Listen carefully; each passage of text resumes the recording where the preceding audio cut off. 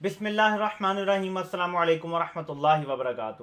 ناظرین، نواز شریف کی غداریوں کی داستان تو بہت لمبی ہے، لیکن کارگل کے حوالے سے آپ کو آج کچھ تفصیلات بتاتا ہوں تاکہ تاریخی طور پہ کچھ باتیں کلیئر ہو جائیں۔ لوگوں کو یہ بات تو پتہ ہے کہ نواز شریف نے جو ہے وہ فوج کی پیٹھ میں چھرا گھونپا تھا۔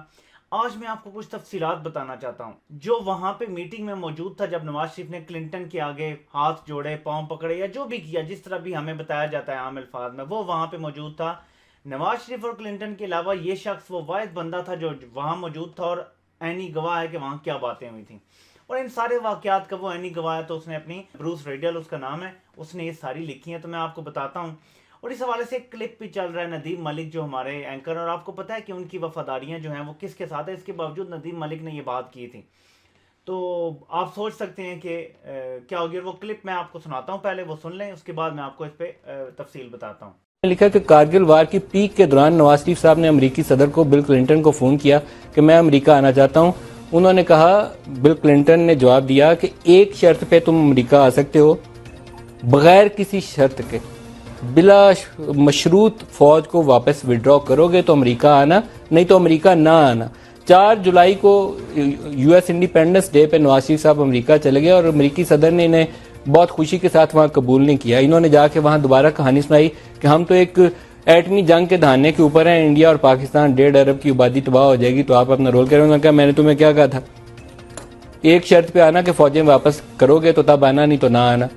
نواز شریف صاحب نے کہا، ایک کمرے کے اندر جو باقی لوگ ہیں ان کو واپس بھیج دیں۔ تو یو ایس پریزیڈنٹ نے کہا کہ باقی لوگ تو چلے جائیں گے، اسٹوپ ٹالبوٹ یہیں ٹھہرے گا، بروس ریڈل یہیں ٹھہرے گا، کیونکہ میں چاہتا ہوں کہ اس میٹنگ کے نوٹس لیے جائیں۔ نواز شریف صاحب نے دوبارہ اصرار کیا کہ نہیں، میں چاہتا ہوں 1 on 1 بات کی جائے۔ انہوں نے انکار کر دیا، ہاتھ کے اشارے سے، انہوں نے کہا نہیں یہ یہیں رہے گا، منع کر دیا۔ تو نواز شریف صاحب نے کیا کہا، انہوں نے کہا مجھے خوف یہ ہے کہ اگر میں یہ کر کے واپس پاکستان گیا تو پاکستان میں انتہا پسند جو ہے وہ مجھے چھوڑیں گے نہیں، انتہا پسند مجھے چھوڑیں گے نہیں۔ اور وہ بروس ریڈل کیا کہہ رہا ہے، بروس ریڈل کہہ رہا ہے کہ نواز شریف صاحب اپنے بیوی بچے ساتھ لے کر آئے ہوئے تھے کہ پتہ نہیں مجھے واپس بھی جانے کا موقع ملے گا کہ نہیں ملے گا۔ کیا پاکستانی پرائم منسٹر دنیا میں جا کے اپنے آپ کو اسی طریقے سے پریزنٹ کرتے ہیں کہ ہم پاکستان میں گئے تو وہاں تو انتہا پسند ہے، وہ ہمیں مار کھائیں گے، تو کیوں پاکستان آتے ہیں؟ پھر بچے یو کے نیشنل ہوں، جائیدادیں پاکستان سے باہر ہوں، صرف پاکستان میں حکومت کرنے کے لیے آتے ہیں، اور جب مشکل پڑتی ہے تو اس وقت پھر واشنگٹن اور لندن سے مدد کے لیے جاتے ہیں۔ اسی آرٹیکل کے اندر یہ بھی درج ہے کہ اس وقت ٹونی بلیئر نے کال کر کے ان کو کہا کہ بغیر کسی شرط کے فوجیں واپس کرو۔ بل کلنٹن پہلے یہ شرط عائد کر چکے تھے کہ بغیر کسی شرط کے اپنی فوجیں واپس کرو، اور اس وقت سعودی عرب کے جو امریکہ کے اندر سفیر تھے، بندر بن سلطان، انہوں نے پہلے بریفنگ لے کر نواز شریف صاحب کو، وہ پورٹ چینج کر کے کہتے ہیں کہ وہ نواز شریف صاحب کے ساتھ دوسرے جہاز پہ بیٹھ کے بل کلنٹن والی ملاقات سے پہلے گئے، اور کنگ عبداللہ کے ذریعے بھی انہوں نے ان کے اوپر دباؤ ڈلوایا کہ بلا مشروط فوجوں کی واپسی ہوگی کارگل سے۔ تو جو آج انہوں نے کہا کہ کارگل کی رسوائی کو میں نے چھپا لیا، اس میٹنگ کی رسوائی کو بھی کسی کو کہتے کہ چھپا لیتے، بروس ریڈل پوری تفصیلات آپ کی بیان نہ کرتا، اور اسی قدر اگر آپ ولنریبل اور کمزور ہیں کہ فوج آپ کے اوپر۔ تو ناظرین، جیسا کہ آپ نے سنا، نواز شریف نے کلنٹن سے رابطہ کیا، کیونکہ نواز شریف پہ، اب میں آپ کو بتا رہا ہوں اپنی انفارمیشن کی بنیاد پہ، کہ واجپائی کی طرف سے نواز شریف پہ دباؤ تھا کہ یار اچھی دوستی تم نے نبھائی، اپنی فوج کو تم کنٹرول نہیں کر سکے، ہمارا انہوں نے گریبان پکڑ لیا، آ کے ہمارا گلا دبا رہے ہیں۔ اب نواز شریف پہ اپنے دوست واجپائی کا دباؤ تھا۔ یہ ہمیشہ سے بی جے پی کے بہت قریب رہا ہے نواز شریف، ہمیشہ ذہن میں رکھیں، اس ٹائم بھی بی جے پی کی حکومت تھی۔ یہی بی جے پی جو جس کی آج حکومت ہے، یہ ہندتوا جو مینٹالٹی پہ بلیو کرتی ہے، یہ جو ہندوؤں کی سپیریورٹی پہ بلیو کرتی ہے، یہ جو کہتی ہے کہ مسلمان جو ہیں وہ ان کی کوئی اہمیت نہیں ہے، یہ انسان ہی نہیں ہے، یہ کوئی اور چیزیں ہیں۔ تو جب بھی بی جے پی کی حکومت آئی، نواز شریف کو خوشی ہوتی ہے، کیونکہ ان کے آپس میں بہت کلوز جو ہے وہ، ادھر نواز شریف بھی اپنے آپ کو سب سے اوپر سمجھتا ہے اور باقی سب کو فوج صاحب امیر المومنین بننا چاہتا ہے، اور نیچے والے سب کیڑے مکوڑے ہوں۔ تو مینٹالٹی سیم ہے اس کی، آر ایس ایس والی مینٹالٹی ہے نواز شریف کی کہ لوٹو، جو مرضی کرو، بس نیچے سے کسی کو بولنے کی ہمت نہ ہو۔ اچھا، اس ٹائم واجپائی کا اس پہ دباؤ تھا نواز شریف پہ بہت زیادہ۔ اس نے کیا کیا، چائنا سے رابطہ کیا، بات نہیں بنی، چائنیز جو ہے وہ آرمی کو جو ہے وہ قائل نہیں کر سکے کہ پیچھے ہٹو اس سے، اور یہ وہ کھل کے نہیں نواز شریف سامنے آنا چاہتا تھا۔ پھر کیا ہوا کہ اس نے کال کی، کلنٹن سے رابطہ کیا، کلنٹن سے اچھے تعلقات جا رہے تھے نواز شریف کے، کیونکہ نواز شریف اچھا بچہ ہے، امریکہ کے لیے ہمیشہ اچھا سرو کرتا رہا ہے، خدمات کرتا رہا ہے۔ یہ جو لاہور اکارڈ بھی ہوا تھا، یہ بھی امریکہ نے اس میں اپنا پورا کردار ادا کیا تھا، امریکہ کی ماں پہ یہ سب کچھ ہوا تھا کہ انڈیا کے آگے افسر نگوں کر دیں، کشمیر تو آزاد نہیں ہوگا لیکن آپ تجارت کریں، یہ کھول لیں وہ کھول لیں، بس رشتے اچھے کر لیں، کشمیر کو بھول جائیں، اس طرح کی باتیں ہو رہی تھیں. کشمیر جو کہتے ہیں نا کہ لاہور اکارڈ جو 98 میں ہوا تھا اس کی وجہ سے کشمیر آزاد ہو جانا تھا، سوال ہی پیدا نہیں ہوتا کہ ایسا کچھ ہوتا.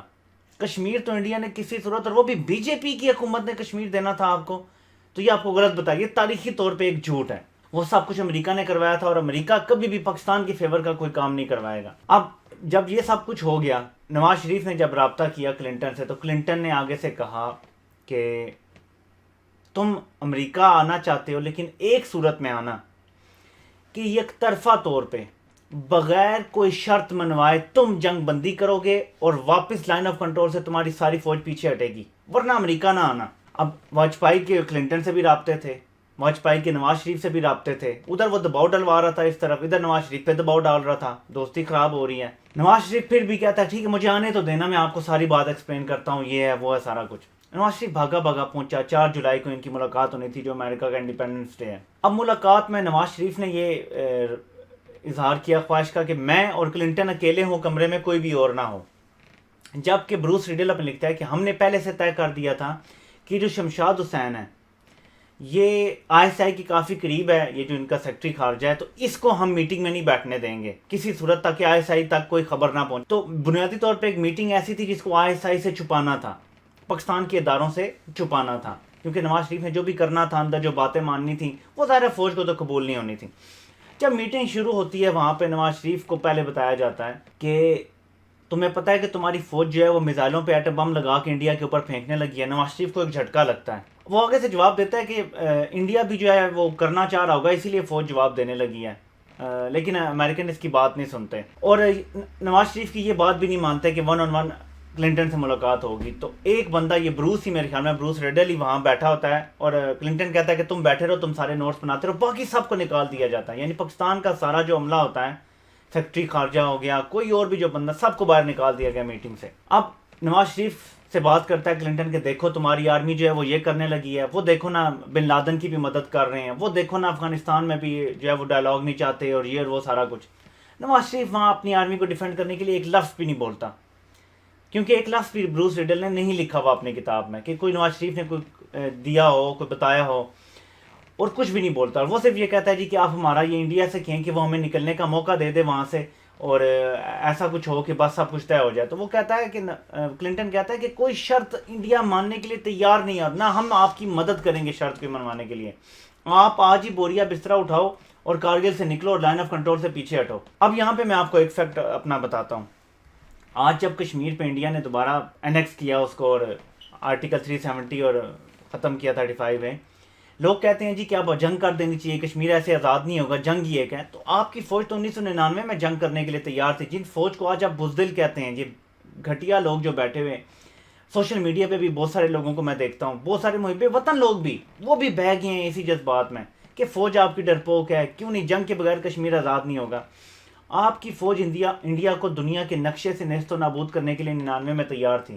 انڈیا کے پاس اس ٹائم 2 آپشن تھے، اور یہ انڈین میڈیا نے سارا اس کے بارے میں لکھا ہوا ہے، انڈین اخباروں میں ہے سب کچھ، کہ ہم کوئی اور جگہ پہ محاذ کھول دیں، پاکستان کو وہاں مصروف کر دیں تاکہ یہاں پہ پاکستان کو ایڈوانٹیج ہے. یہاں تو ہم پاکستان کو مجبور نہیں کر سکتے، کیونکہ کارگل میں انہوں نے ایسی ٹاپ کی چوٹیوں پہ قبضہ کر لیا ہے جو انڈیا چھڑوا نہیں سکتا.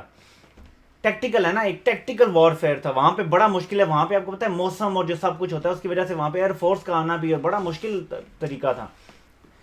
تو ٹیکٹیکلی پاکستان نے ساری ٹاپ کی چوٹیوں پہ، تو وہ کوئی اور سیکٹر کھول کے پاکستان کی فوج کو ادھر مصروف کرنا چاہتے تھے تاکہ یہاں ان کی کمک کم ہو جائے، جو فوج آ رہی ہے یہاں پہ لگاتار رسد پہنچ رہی ہے وہ ختم ہو جائے سارا کچھ.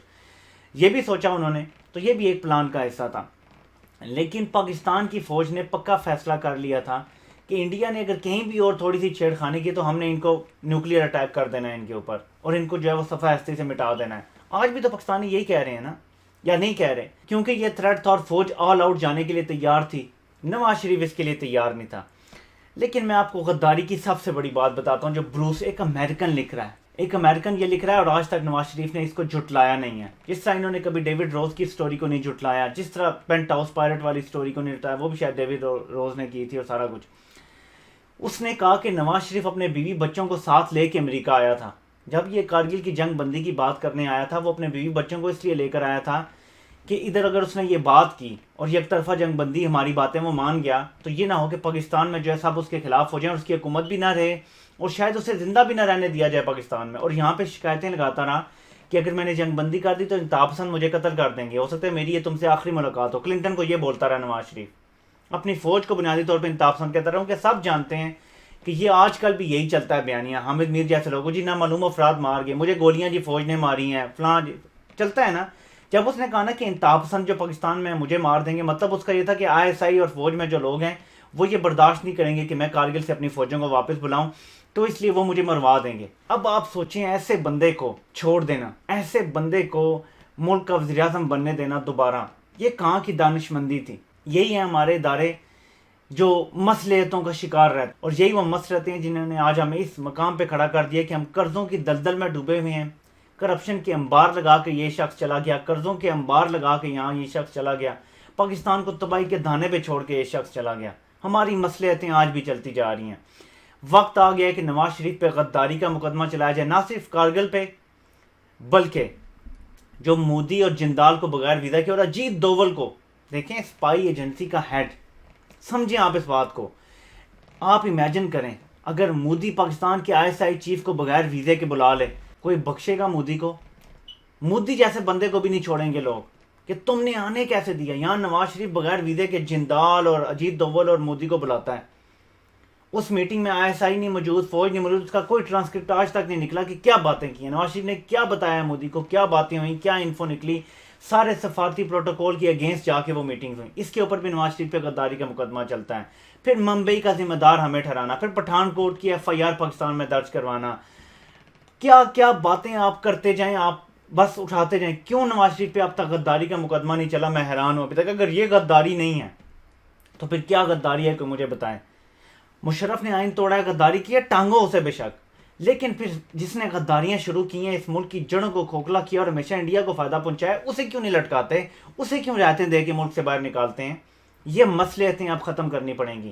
امید ہے کہ بہت جلد نواز شریف پر یہ کیس بنے گا تاکہ اس کے خاندان کے کسی فرد کی سیاست میں کبھی واپسی نہ ہو سکے۔ ظاہر ہے وہ تو نہیں پاکستان آئے گا، کیس بن بھی گیا تو، لیکن یہ ایک علامتی کیس بن جائے گا جس کی وجہ سے نواز شریف کا رستہ ہمیشہ کے لیے بند ہو جائے گا، ورنہ یہ غلاظت کا ڈیر اگلے الیکشن پھر ہوئے نا، انہوں نے پھر آ جانا ہے، پھر ہمارے سروں پہ بیٹھ جانا ہے، اور یہ گند کا ڈھیر اب پاکستان برداشت نہیں کر سکتا۔ پاکستان کو اب صاف شفاف کم از کم محب وطن کی عادت کی ضرورت ہے، اور جو بھی پاکستان کو ملی ہوئی ہے، اور انشاءاللہ پاکستان آگے بڑھے گا، اور ان کے خلاف ہم آواز اٹھاتے رہیں گے جنہوں نے پاکستان کے خلاف غداریاں کی ہیں۔ اللہ پاک آپ سب کا حامی و ناصر ہو۔ آپ سب کے سننے کا بہت بہت شکریہ۔